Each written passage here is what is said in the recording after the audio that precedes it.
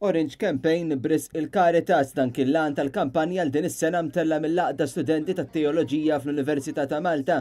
Hemmhekk ħadna l-kummenti tas segretarju tal-istess Saqda Karl Andrew Xkembri li kellimna dwar il-ħidma u lan aħħari ta' din l-attività. L-Orange Campaign tinvolvi f'bejħ tal-Orange Masur, aħna noħorġu sqarrija għal dak li jixtuqu jgħinu, jikkontribwixxu.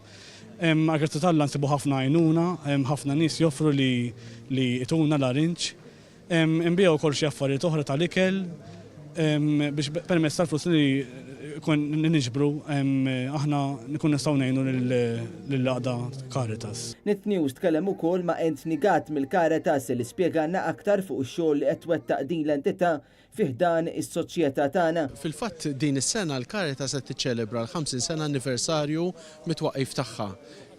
Dawn huma 50 sena ta' ħidma ta' għajnuna soċjali fl-addictions, f'nies li huma fil-bżonn u wkoll 50 sena ċelebrazzjoni ta' nies impenjati f'kemm f'dak li huwa volontarjat u anke bħala għajnuna finanzjarja. Is-servizzi kollha huma bla ħlas. Allora l-Caritas tiddependi ħafna minn din it-tip ta' għajnuna. Din l-attività kienet mifruxa fuq jumejn u tellat fil-kwod tal-Università ta' Malta.